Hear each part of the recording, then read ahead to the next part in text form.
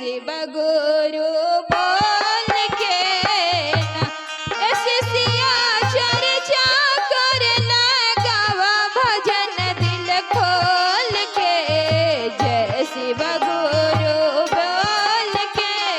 ना पूज गुरु के चरनिया कटी तोहरा परेशनिया करला गुरु के भजनिया कटी तोहरा परेशनिया पूज गुरु के चरनिया हृदय खोल के जय शिव गुरु बोल के ना पूज गुरु के चरनिया हृदय खोल के जय शिव गुरु बोल के ना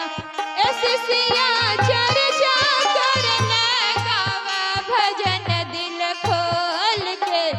जय शिव गुरु बोल के ना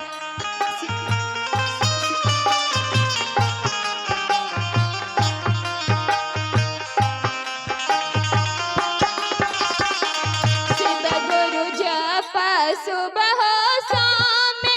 ही आई है शिष्या काम शिव गुरु जपा सुबह शाम ही आई है शिष्या काम जिंदगी मिलल बाट बढ़िया ना मोल के जय शिव गुरु बोल के ना जिंदगी मिलल बाट बढ़िया ना मोल के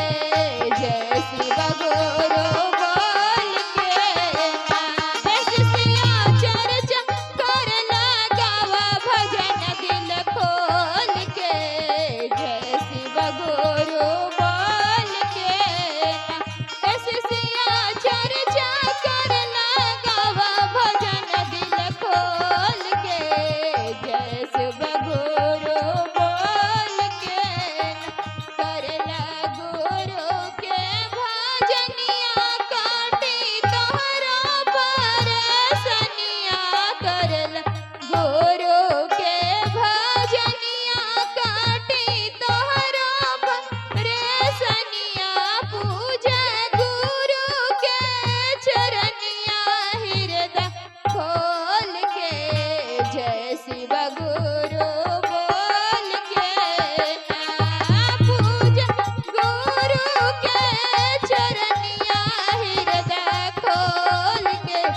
जय शिव गुरु बोल